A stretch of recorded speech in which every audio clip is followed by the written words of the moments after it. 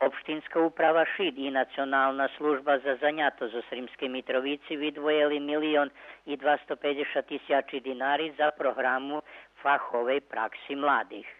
Na fahovu praksu do opštinske upravi prijati 8 fakultetski obrazovani osobi i po jedna do galeriji Maljunkov Sava Šumanović i opštinske turistične organizaciji.